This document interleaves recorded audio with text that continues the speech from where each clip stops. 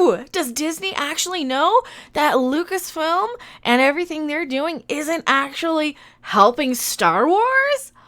This is pretty major.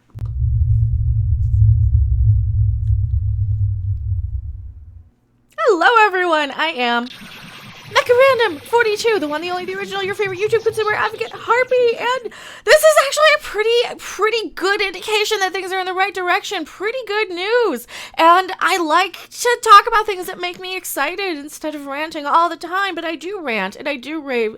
Most of the time, my videos, the live streams are a lot more fun. They're a lot more chill, a lot more relaxed if we're gaming, for sure. Please like the video if you liked it. If you didn't like it, keep your comments to yourself. Now that I've plugged and promoted everything, oh, Kathy, are you on your way out? Finally, please. Oh, I need my crystal ball, but it's behind me, and I'd have to go over the fields and the mountains to get it. So we're just gonna go with our gut instinct and articles. And you know, this is a step in the right direction. Star Wars, according to, who is this? The Direct. Now, this is quoting the article The Wrap, which is behind a paywall, and you know how I really love when articles are behind paywalls. Well, luckily people repost. Kathleen Kennedy says Lucasfilm is stepping back to assess the futures of the franchise. Now, this is very similar to what Bob Iger said about a year or two ago now. I think it was 2 years, in 2018, where he said that they were going to slow down, put the brakes on a lot of stuff, and really focus on fixing a lot of the Star Wars brand. So they were slowing down on the movies. This is why we're not seeing a lot of theatrical stuff really soon anyway. Oh, look at that smug look. We just love that. Kathleen Kennedy says Lucasfilm is stepping back to assess the future of the franchise. Well, you know, she hasn't really been doing a great job with, being in charge of Lucasfilm and all that. And this is really similar to a lot of the other stuff that we've been hearing, where Bob Iger wanted to step back and be more hands-on with Lucasfilm because he knew it was losing them a ton of money. Oh, just a ton of money. And I'm using this article here because the Wrap article that this came from was behind a paywall, and you know how much we love when things are behind the paywalls, don't we? My content is free, however, unless you choose to pay for it, and you don't even have to do that. So who's the real grifter here? I want to say the people who charge you money for their products and don't deliver. I signed on for Star Wars, Han, Luke, and Leia. What did we get? We got nothing. They just killed them off slowly, one by one. The future of the Star Wars franchise relies heavily on the next wave of shows under the Disney Plus umbrella, with the movie branch taking another hiatus until 2023 at the earliest. The live-action series from Disney Plus will take control in terms of providing the fans new content. Well, that's fine. All we really want is little baby Yoda. Do the magic hand thing. Come on, baby. Do the magic hand thing. There he is. He's so cute. I'm out of ideas. I'm trying to not squee, and then I'm like, I just couldn't hold it in. He's so cute. Baby Yoda's so cute. The Mandalorian is leading the charge after a successful debut last year, and they're kissing its butt. Here we go. Third season's been confirmed. Oh, I got some third season spoilers, too, on that one. Pre-production news, rumors, grain of salt, but pre-production says they're going to really tie more into... Oh, well, we'll do a whole video on that. Do a whole video on that if you want it. Tell me in the comment section below. Aside from the new adventures of Mando and Baby Yoda, shows like Cassian Andor that nobody wanted, and Obi-Wan Kenobi will provide new stories while also filling important gaps in the overall narrative of the Skywalker saga. Well, it was the Palpatine saga. Remember little Mary Rey-Sue Palpatine? You can't stop me, I'm a Jedi from Jakku. Who was supposed to be, depending on which source and which version of the script, she went from being a Palpatine clone to, oh yeah, see, that's one of the rumors that have been flooding around the internet. Oh, here we go, misspeaking, you're just gonna have to cancel me for that one. One of the things that have been floating around the internet is that the clones were only female. And... Baby Yoda. So one of the rumors that may not actually come to pass is that all of these clones could only be and turn out female. And, well, guess who Baby Yoda might be a clone of and might actually be a girl. And if Baby Yoda's a girl, it's still adorable. It's still Baby Yoda. And I don't really care because that doesn't have anything to do with anything of my love of the character. It does, however, focus on Kathleen Kennedy's The Force is Female little agenda there, doesn't it? Not only that, several animated series are in the work. Who cares? It's clear that the future of the franchise is heavily influenced by these shows. And a recent interview, this is the meat of it, with Lucasfilm President Kathleen Kennedy may shed some light on the plans of the franchise moving forward. So she sat down with the Wrap to clear things up about the future of Star Wars. She revealed that it's an ever-evolving process, while also sharing a story revolving George Lucas and the previous leads of the original trilogy. Here we go. I gotta make this a little, you might see a lighting notice since I'm gonna zoom in, meaning I'm gonna come in real close so I can see the article, because I'm an old blind person. And I gotta do my Kathleen Kennedy. Now, Kathleen Kennedy does talk like kind of an old drunk wine aunt. So, oh yes, an ever-evolving process, and I personally came into this. George and I had already been having conversations about his previous actors, Carrie Fisher and Harrison and Mark. And there was a saga that the fans loved, and he never finished. He always talked about doing 9 movies, and he was ready to complete that. And so our focus had been from the beginning on finishing that saga. I'll stop doing my Kathleen Kennedy. When Rob does it from Midnight's Edge, you know him, he does it as, who is it? Katharine Hepburn. I guess you can. She just sounds more like a wine aunt to me. Some drunk slurring old woman who is about one shot away, or maybe one wine cooler away from getting up and singing "Don't Stop Believing" or something. And now we're stepping back. Stories have been told within this universe over the last 40-odd years, and there's now the realization that this is a mythology that actually spans about 25,000 years. Oh, really? When you start to really look at all the different stories that have been told, whether it's in the books or the games. Oh, the books that you swore we didn't have. Oh, it's not like we had any source material or anything. Here, I'll just pull it up here rather than going and combing through this entire Rolling Stone article. But if you do want to read that, it's in here. It was in the Rolling Stone article from November, where she does say here, there's no source material. We don't have comic books. Oh, really? So everybody assumed that she just magically forgot about this. And I'm wondering, and I was wondering this for a long time, if this was actually a crack or a shot or a dig at Bob Iger, the head of Disney, the CEO of Disney at the time.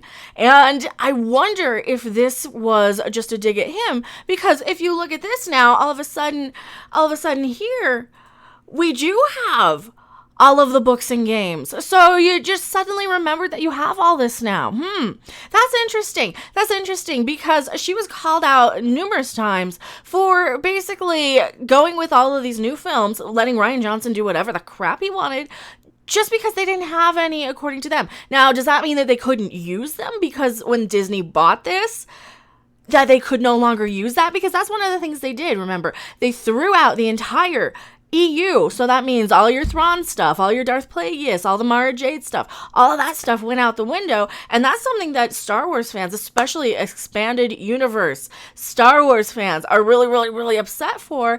And the fact that Kathleen Kennedy went in and told Rolling Stone here in this interview, oh, well, it's not like we had all these books and comics to pull from. It seems like it was just an excuse to, I guess, pass the blame, but she didn't do a very good job. She just kind of came off like she didn't know what she was doing. We just need the time to step back and really absorb what George has created, and then start to think about where things might go. That's what we've been doing, and we've having a great deal of fun doing it, and meeting with lots of different filmmakers and talent. Oh, like Leslie Headland, those people. There's so many fans out there and so many filmmakers that have been influenced by Star Wars for so long that it's a fantastic opportunity to get a sense of who wants to be a part of this. So that's what we've been doing. Meanwhile, Kennedy has openly stated that the television is an indeed important part of the future of the franchise, but because that's the only thing that they can really, really guarantee is going to have an audience that they're going to actually be able to sell to, because we don't know what's happening with a lot of these theaters. They may stay closed indefinitely. This whole everything that's going on right now might close them for good, except in extreme circumstances. So that means they're not going to be capable of putting their movies in every theater in the country and getting that $1 billion for every movie, even though they've been going down, down, down ever since, Kathleen Kennedy was put in charge. She pointed out it's absolutely a priority that when it comes to hiring women directors for the franchise, she admitted she was actually watching Captain Marvel 2 director Nia DaCosta before hiring for the sequel, citing the fact that she is enormously talented. Lastly, Kennedy expressed her interest when it comes to developing new talent, since she's pointed out the extended production values of television is giving many people an opportunity to direct more. And in the Hollywood aspect, because as we know, Hollywood is where all of the stuff that they're trying to preach to us is actually really occurring way more than in your day-to-day lives. And we know that. And I think hopefully that they'll be aware of that soon. What this means, Kennedy's comments of taking a step back indicate that they are careful when it comes to mapping the future of the franchise. Well, this just screams to me like she got her dressing down and she got yelled at that, hey, you guys can't make these movies anymore. You're going to focus on TV right now because that's what people are actually buying. The Star Wars merch sales, those are up. Go check out Jeff's video on World Class. And I don't know if I can, because I'm not swearing on this. Go check out Jeff's video, where we have the High Council every Tuesday. He made a video where, the numbers are in for Hasbro. The sales are up. And what's that due to? Well, that's due to the adorable little Mr. Baby Yoda, or Miss Baby Yoda, whatever you want to call him. And yeah, that makes good business sense to focus on where you're actually making more money and getting more views and making your fan base a little happier than the movies. Because let's face it, you didn't make anybody happy with the Star Wars movies. Even the Reylos didn't like it. They were upset. When the Rise of Skywalker. Oh, here we go. And they're talking about it here too. I skipped over this one. It makes sense since the recently finished sequel trilogy led to a divisive reaction among fans and critics. Oh, you didn't make anybody happy with Rise of Skywalker. The critics didn't like it. I mean, funny thing though, it is probably still sitting at an 86% on Rotten Tomatoes because it has been since it was released. And anytime somebody goes and gives it a downvote, then one of the bot accounts or one of the marketing accounts, one of the damage control people, allegedly, as far as I can tell anyway, come in and that's my opinion of it because I don't have other proof other than their little code numbers and you know what they have, like asterisks, weird bot names, fake name, that we've seen all this stuff. That's what is happening. And they like to say, oh, you review bomb. Well, you started it with the fake positives, didn't you? That's a side tangent and I'm blabbing too much. While The Rise of Skywalker did complete the overarching narrative of the saga, it's clear that some elements were inconsistent with one another. Despite that, the remarks of Kennedy about absorbing the creation of George Lucas may seem surprising at this point, but it's a safe bet that they are reevaluating the true vision and essence of the franchise. You think? You think the biggest takeaway from this recent interview is the fact that Lucasfilm is hard at work when it comes to meeting with potential filmmakers and talents, because that looks good for them for their little diversity points. As we know, all of these major studios are just playing their giant game of Wokemon. Yeah, you're coming in too early. Wokemon soundbite. Here, one more time. Wokemon. They're playing their giant game of Wokemon to collect diversity hires and points to make them seem a lot less Eastern-phobic than they actually are.